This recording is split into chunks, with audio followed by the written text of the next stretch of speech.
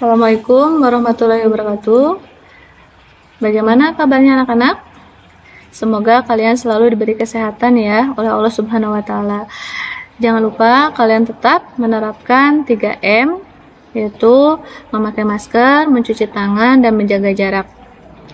Nah, pertemuan kali ini masih membahas tentang KD 3.9, yaitu tentang menganalisis struktur, tata nama, sifat, sintetis, dan kegunaan dari senyawa karbon. Minggu lalu kalian telah mempelajari mengenai alkohol dan eter. Pertemuan sekarang akan dibahas mengenai aldehid keton dan karboksilat ester. Jadi untuk pertemuan minggu depan kita akan ulangan ya. Nah,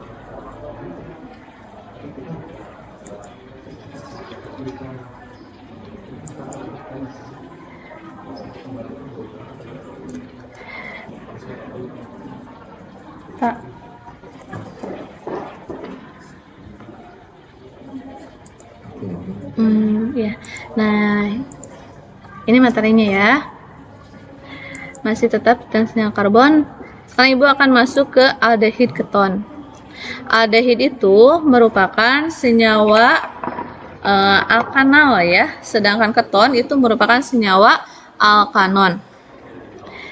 Nah, untuk rumus molekulnya itu sama, CnH2nO ya.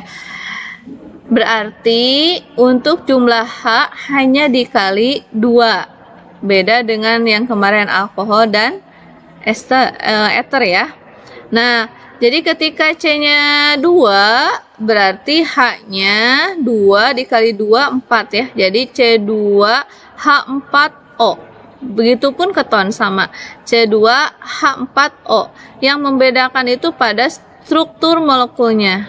Ya, kalau aldehid itu struktur molekulnya adalah RCOH. Sedangkan keton itu ada RCOR. Jadi diapit oleh dua alkil ya. Jadi untuk gugus aldehid itu adalah COH, sedangkan gugus karbonil atau keton itu adalah CO ya. Nah, sekarang contoh. Di sini tadi nah, berarti ini namanya ini C-nya berapa? 3 ya. Kalau 3 berarti namanya adalah propanal. Ini salah ya. Bukan butanal ya. 1, 2, 3 ya. Jadi namanya adalah propanal. Kalau yang ketonnya berarti di sini namanya metil, etil, ketonnya atau disebut bisa juga 2-butanon ya. Nah, gimana cara penamaannya? Secara IUPAC untuk aldehid itu diganti ya, akhirannya alkana menjadi al, jadi alkana gitu, kayak metana jadi metanal, etana jadi etanal gitu ya. Nah, caranya adalah sama, yaitu dengan menentukan rantai induk, rantai yang mengandung gugus fungsi ya. Tadi gugus fungsinya adalah COH gitu ya. C pada gugus fungsi dihitung sebagai rantai induk, sehingga gugus fungsi COH atau CHO akan selalu berada di ujung rantai induk. Yang kedua, memberi nomor yang dimulai dari C gugus fungsinya. Jadi kalau ini metana, jadi nomor satunya ini C ini ya. Yang ini etana berarti dari C yang berikatan dengan O, jadi 1, 2 gitu ya, jadi etanal. Kemudian memberi nama sesuai urutan. Nomor cabang apabila ada cabang. Kemudian nama cabang, nama rantai induk, dan diakhirin al. Kalau trivial, yaitu dengan mengubah asam OAT atau asam AT menjadi aldehid. Sama, kita menentukan rantai utama atau rantai dengan jumlah atau yang paling panjang.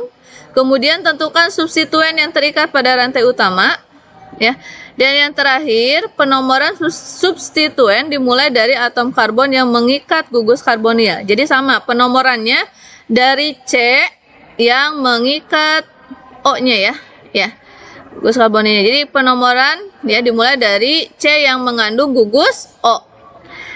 Jadi kalau secara IUPAC, karena di sini ada metil di C ketiga, berarti 3 metil gitu ya. Karena induknya ada 4, berarti butana kan ya. Karena di akhiran al jadi butanal. Jadi 3 metil butanal. Ya. Sedangkan secara trivial ini namanya berarti 3 metil butana aldehid. Ya. Jadi kalau beda ya, kalau IUPAC mah langsung diakhirin al, kalau trivial itu menggunakan nama alkana tapi di akhiran aldehid. Jadi 3 metil butana aldehid. Gitu ya. Sedangkan keton itu secara IUPAC diberi akhiran on. Ya. Rantai dinomori sehingga karbon-karbonil memiliki nomor terendah atau kecil. Gugus alkil, kalau secara trivial, gugus alkil atau aril yang terikat gugus karbonil ditambah keton. Contoh, misalnya ini kan C-nya ada 3, ya, harusnya kan propana. Karena ini keton, karena gugusnya ada RCOR, berarti namanya adalah propanon. Ya. Kemudian kalau yang ini berarti 1, 2, 3, 4, 5 ya. 5. Tapi gugusnya itu ada di C kedua, jadi 2 pentanon. Kalau nanti gugusnya di C ketiga berarti 3 pentanon gitu ya. Nah, untuk trivialnya berarti karena di sini alkilnya 2, ini selain aseton bisa juga jadi di metil keton ya. Kalau yang ini berarti metil propil keton gitu ya. Nah, sekarang ada latihan soal. Coba kalian bisa tentukan nama senyawa di bawah ini ya.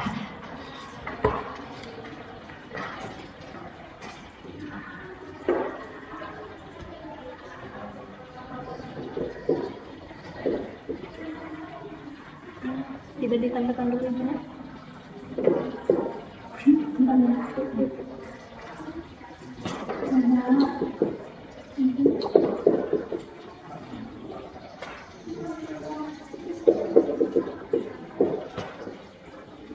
Agak gede.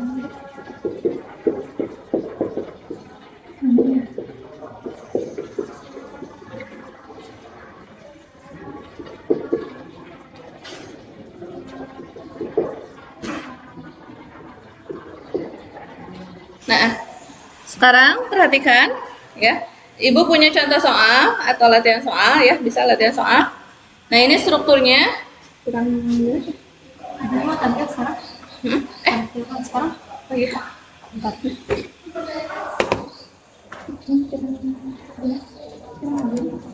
Nanti sama ini di. Ya. Nah, sekarang tolong perhatikan ke depan. Ibu akan menjelaskan bagaimana cara menentukan tata nama dari senyawa yang mengandung gugus COH. Kalau COH berarti merupakan aldehid ya. Caranya adalah tadi tentukan rantai induk yang paling panjang tapi yang mengandung gugus aldehidnya jelas ya. Ini ada 2 kemungkinan.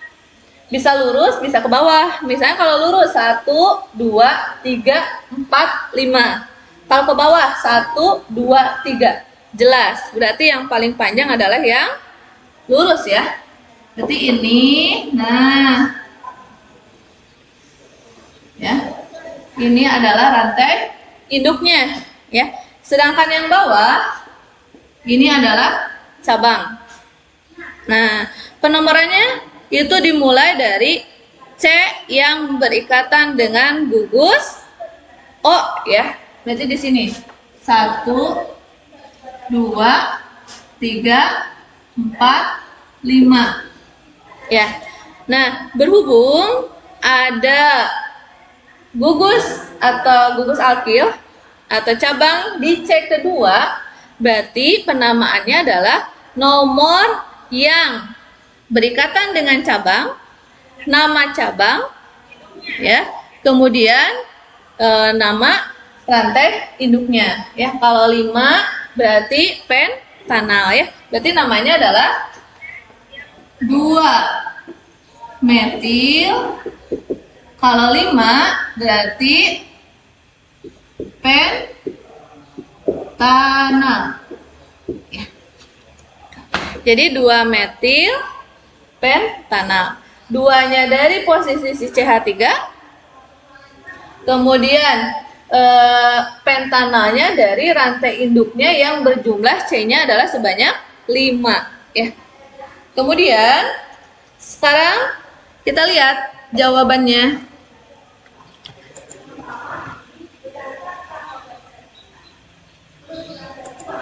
Betul atau salah? Ya, 2-metil pentanal. Betul ya. Kemudian ada lagi nomor 2.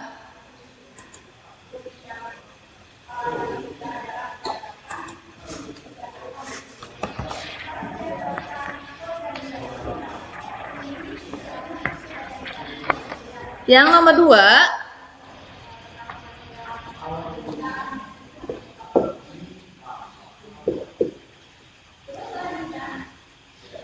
CH3, kemudian C, selanjutnya C, CH3, CH3, lalu ada lagi ke atas, ada CH3. Nah, ya.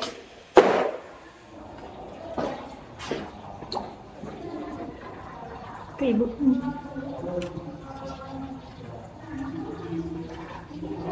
Nah, sama peraturannya adalah kalian harus menentukan rantai induk, yaitu rantai yang paling panjang, ya. Nah, tapi yang mengandung gugus CO-nya. Berarti ada beberapa kemungkinan. Bisa 1, 2, 3, 4. Atau 1, 2, 3, 4 boleh, atau ke atas 1, 2, 3, 4 sama ya semuanya ya. Ada C4 ya. Nah, karena sama kita pakai yang lurus aja ya. Nanti ini adalah sebagai rantai induknya ya. Kemudian ini sebagai cabang ya. Setelah itu kalian tentukan penomorannya. Ujung yang paling dekat dengan gugus CO. Berarti dari ujung yang ini. Ya. Karena 1, 2 baru gugus ya. Kalau dari sini 1, 2, 3. Berarti dari sini 1, 2, 3, 4. Ya. Kemudian penamaannya sama.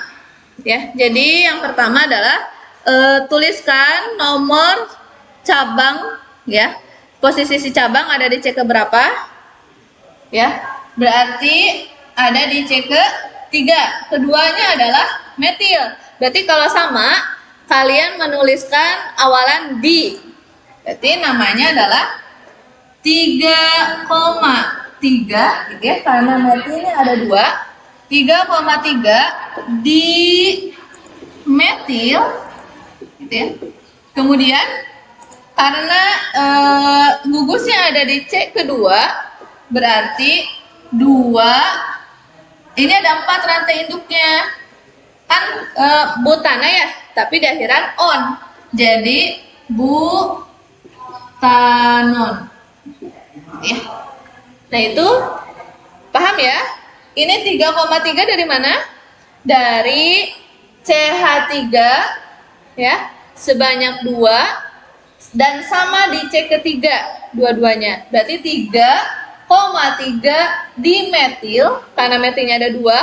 Kemudian 2-nya dari posisi gugusnya. 2 butanon. Butanon itu dari rantai induknya. C-nya sebanyak 4 ya. Lalu di akhiran on. Kalau tadi di akhiran al, kalau sekarang di akhiran on gitu ya. Itu tentang penamaan dari aldehid dan keton. Kita lihat jawabannya.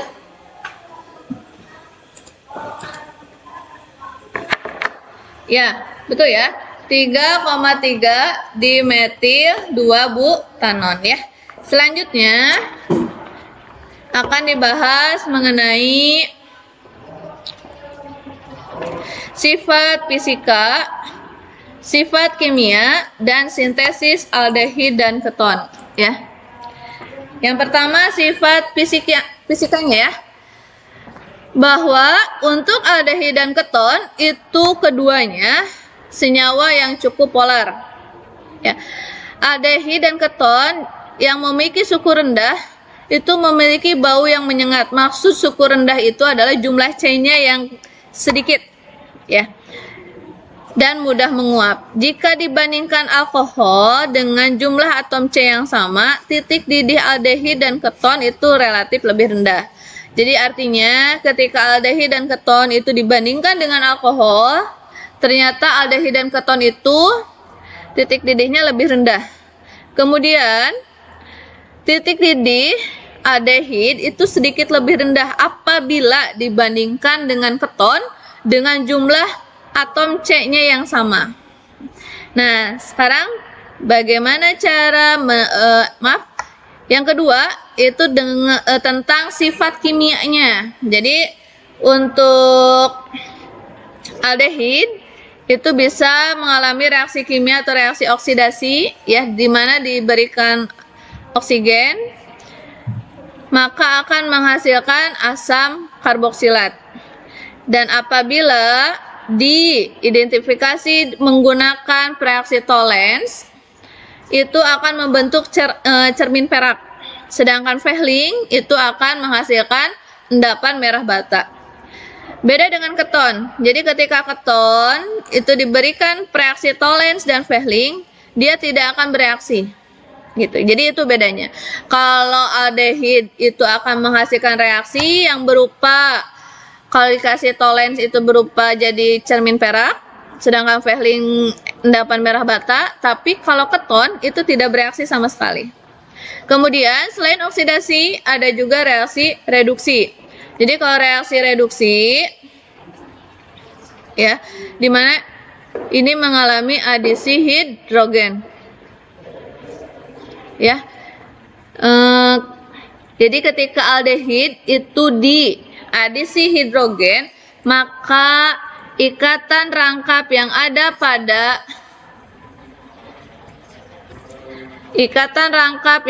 pada C dengan O itu akan diadisi ya. Diadisi oleh H ya. Oleh H. Nah, maka akan membentuk alkohol primer. Jadi H yang di sini dia akan bergabung dengan O.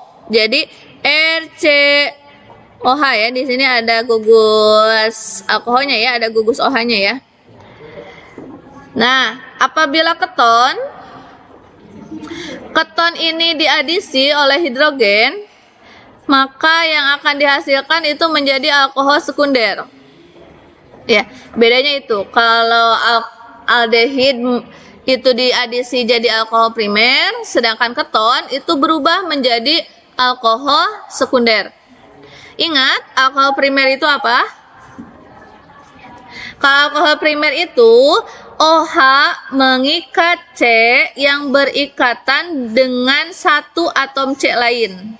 Sedangkan alkohol sekunder OH mengikat C yang berikatan dengan dua atom C lain. Jadi disebutnya adalah alkohol sekunder. Itu ya bedanya ya. Kemudian bagaimana cara sintesis aldehid dan keton? Kalau kemarin ya kita membahas alkohol, ketika alkohol primer itu dioksidasi itu akan menghasilkan aldehid, itu kita bahasnya di sifat kimia. Kalau sekarang untuk oksidasi alkohol itu berada pada sintesis aldehid dan keton. Kenapa? Karena di sini cara pembuatannya, berarti kalau oksidasi alkohol primer dengan penambahan oksigen dia akan berubah jadi aldehid. Sedangkan alkohol sekunder dia akan berubah menjadi keton. Ya, kebalikannya pada tadi ya, reduksi ya.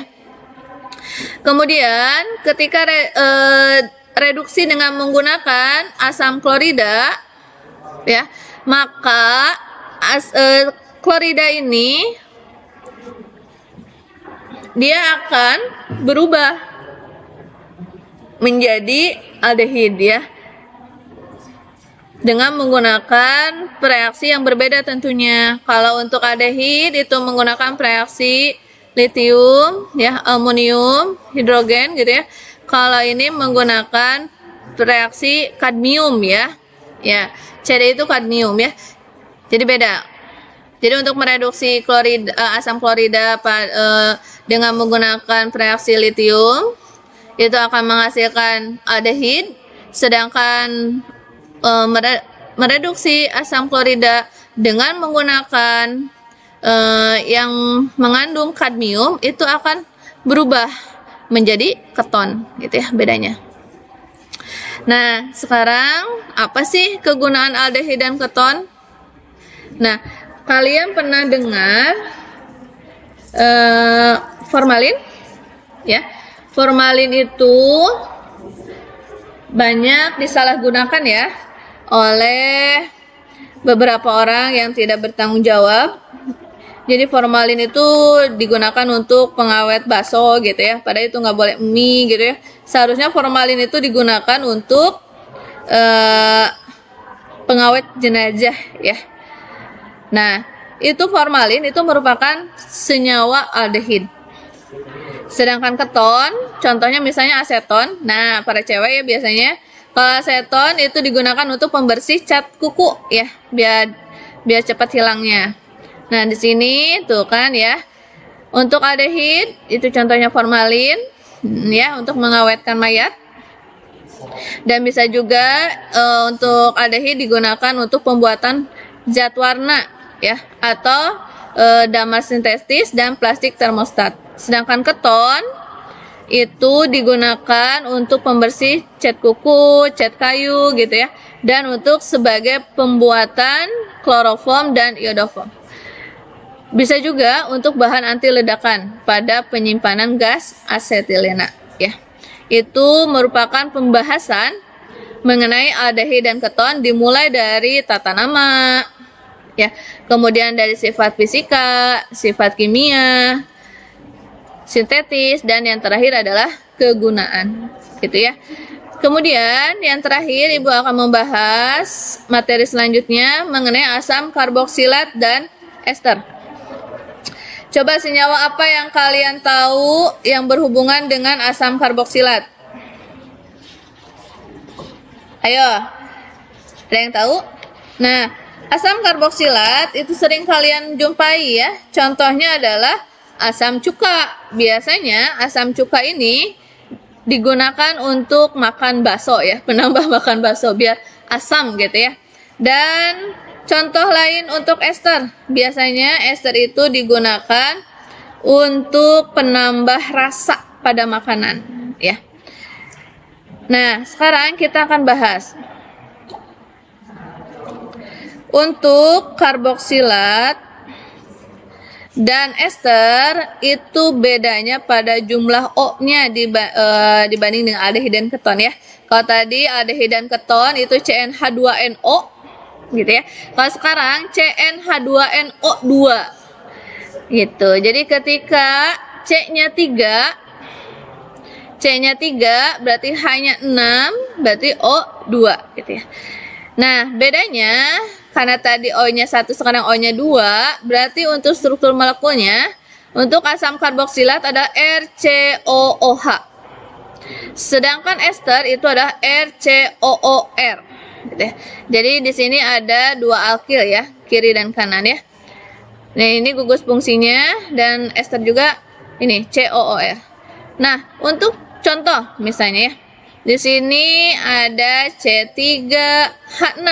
Kita hitung 1, 2, 3. Hanya 6, betul nggak? Ini 3 tambah 2, 5 tambah 1 jadi 6, ya. Nah, berarti namanya adalah, karena C-nya 3, propana di akhiran oat. Ya. Jadi propanoat gitu ya. Jadi namanya adalah asam propanoat. Untuk ester bedanya adalah asam itu diganti dengan nama R yang paling pendeknya. Berarti kalau di sininya metil, di sini C-nya ada 3, berarti metil propanoat. Gampang ya, kalau tadi menggunakan kata asam, kalau sekarang kita menggunakan nama alkilnya apa? Gitu. Nah, cara penamaannya. Tadi udah disinggung sedikit, bahwa yang pertama adalah kalian menentukan rantai induk yang paling panjang. Setelah menentukan rantai induk yang paling panjang, diberi akhiran oat. Ingat, penomoran itu dimulai dari gugus fungsinya. Ya. Kemudian penulisan dimulai dengan nama cabang apabila ada cabangnya gitu ya. Kemudian diurut sesuai abjad dan di akhir nama rantai induknya. Karena gugus fungsi pasti itu nomor 1, jadi nomor gugus fungsi tidak perlu disebutkan. Jadi kalau pada asam karboksilat, jadi tidak perlu jadi asam 2 metil 1 propanoat, itu nggak perlu. Karena pasti posisi atom C pertama itu adalah yang mempunyai gugus dari karboksilatnya ya. Kalau nama trivia itu biasanya diambil dari nama asal asam tersebut dari alam. Contohnya untuk semut gitu ya. Jadi semut itu mengandung asam yang disebut asam formiat gitu ya. Kalau untuk butirat itu berada pada mentega. Gitu. Jadi ini untuk trivia itu biasanya berasal dari nama asal dari alamnya gitu ya. Nah, sekarang tata nama ester. Tadi karena ester itu rumus umumnya adalah rumus strukturnya adalah RCOOR, berarti ada alkilnya ya, ada 2 alkil. Bedanya kalau untuk karboksilat itu diberikan nama kata asam di depannya, terus di akhiran oat. Kalau sekarang untuk ester itu bisa mengganti untuk IUPAC ya. Kalau IUPAC mengganti kata asam itu dengan nama alkil yang paling pendek. Jadi kalau ini misalnya jadi metil propanoat. Sedangkan untuk nama trivialnya itu namanya ada alkil ester. Ya. Jadi ini berarti kan etil metil ester. Ya. Jadi ini R1, R2 gitu ya. Lalu diakhirin dengan ester. Sekarang ada latihan soal. Nah, ini ya.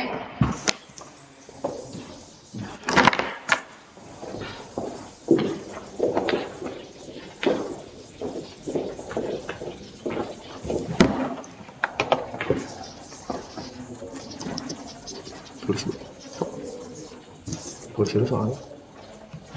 Nah, sekarang Ibu kasih soal.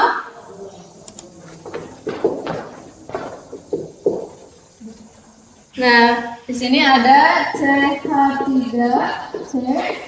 Kemudian dia berikatan dengan CH3, CH3, lalu ada C lagi. Terus ada gugusnya, OH. Nah, gimana cara menentukan tata namanya? Ingat, yang pertama kalian tentukan rantai induk yang paling panjang. Di sini ada gugus fungsinya di ujung, ya. Berarti ada 3 kemungkinan, 1, 2, 3, 1, 2, 3, 1, 2, 3. Karena sama semua, kita pakai yang lurus untuk mempermudah. Berarti ini, ya, ini adalah sebagai rantai induknya. Ya. Kemudian berarti yang bawah ini adalah sebagai nama cabangnya. Ya. Setelah itu, setelah kalian menentukan rantai induk, kalian menentukan cabangnya, sekarang kita kasih nomor. Nomor 1 itu ada di C yang berikatan dengan gugusnya. Berarti ini adalah nomor 1, 2, 3. Ya. Nah, karena ini CH3 sama, cabangnya sama, dan di C kedua, ya, berarti namanya adalah asam karena karboksilat itu wajib menggunakan kata asam. Asam 2,2 metilnya sama, ya di C kedua, berarti dimetil. Kemudian rantai induknya ada 3, ya, berarti namanya adalah propanoat. Ya. Jadi kalau asam karboksilat kuncinya adalah asam, kemudian di akhiran oat, gitu ya. Kalau untuk aturan selanjutnya itu sama aja. Kita buktikan, betul nggak jawabannya? Ya, asam 2,2 dimetil propanoat, ya. Kemudian sekarang nomor 2.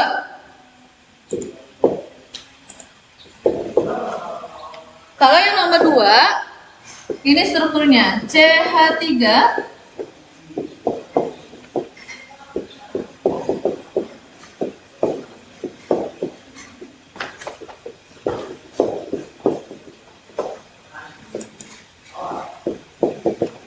CH3. Nah, ini ya strukturnya. Cenanya meni aneh-aneh wae namanya, strukturnya beda dengan waktu kemarin waktu kelas 2 ya, tentang senyawa karbon gitu ya, lurus. Kalau sekarang mah ada gugus-gugusnya, jadi bentuknya unik gitu ya. Nah, sekarang kita tentukan rantai induknya, rantai yang paling panjang ya. Karena ini ada di tengah-tengah, berarti kan 1, 2, 3 gitu ya. 4, 5 ya, berarti ini yang lurus ya. Itu rantai induknya. Maaf, nah berarti ini ada R-nya, berarti R-nya adalah ini ya. Ini adalah R, dan ini juga adalah R ya. Nah, yang ini, nah penomorannya kan dimulai dari nomor 1 ya. Nomor 1-nya itu ada bisa dari sini ya, 1, 2, 3, 1, 2, 3 ya, sama aja berarti dari sini ya. 1, 2, 3, 4, 5 ya, berarti 5 ya. Nah sekarang berarti namanya adalah 2,2 dimetil, karena ini ada 2 dimetil, kemudian C-nya dimetil, selanjutnya ada ini. Nah ini merupakan cabang, namanya adalah isopropil. 2,2 dimetil isopropil. Nah lanjut, C-nya ada 3, berarti propanoat.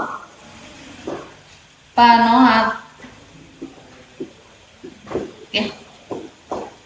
Propanoat, jadi sama akhirannya oat, cuma yang kalau sekarang yang asamnya kita ganti dengan menggunakan alkilnya ya.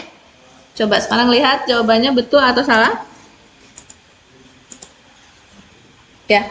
Jadi isopropil, boleh isopropil 2,2 dimetil atau bisa juga 2,2 dimetil ya, isopropil propanoat.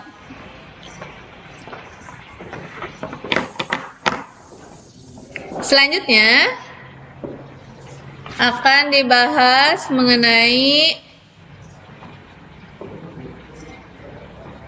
sifat fisika, sifat kimia ya, dan sintesis asam karboksilat dan ester. Untuk sifat fisika, asam karboksilat karena mengandung ikatan hidrogen, maka titik didih asam karboksilat itu lebih tinggi dari ester ya. Untuk asam karboksilat yang suhu rendah itu jumlah C-nya sedikit, itu dapat larut dalam air atau pelarut organik. Dan asam karboksilat itu berbau menyengat dan ester itu berbau harum. Untuk sifat kimia, untuk asam karboksilat itu ketika bereaksi dengan basa kuat, maka akan membentuk garam. Jadi H yang di sini digantikan dengan Na, ya. Maka jadi CH3COONa ditambah H2O, ya. Ingat, ketika asam karboksilat ditambah basa kuat, maka akan membentuk garam dan air, ya. Yang disebut sebagai reaksi penetralan. Kenapa disebut reaksi penetralan? Karena menghasilkan suatu garam, ya. Kemudian ada reaksi esterifikasi. Reaksi esterifikasi ini di mana direaksikan dengan alkohol, ya, maka akan membentuk ester, ya, RCOOR, ya, ditambah dengan air. Untuk hidrolisis ester berarti itu ester, ya, ketika ester ditambah air maka akan menghasilkan etil alkohol dan asam asetat. Kemudian, bagaimana cara membuat asam karboksilat dan ester? Yang pertama yaitu dengan menghidrolisis senyawa turunan karboksilat.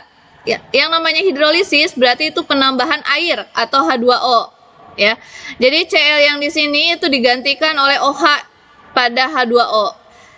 Cl itu akan keluar, ya, akan melepaskan diri. Jadi dia akan membentuk karboksilat RCOOH, ya, ditambah dengan ion klornya.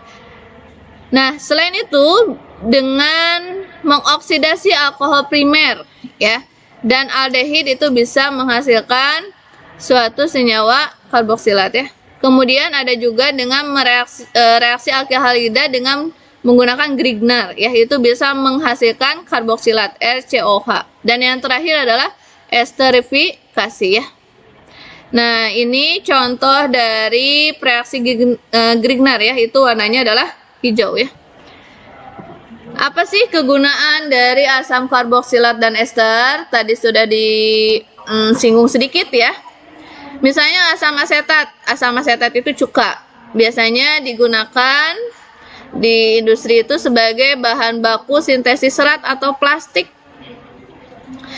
Kemudian bisa asam oksalat. Kalau asam oksalat itu terdapat pada daun bayam dan buah-buahan.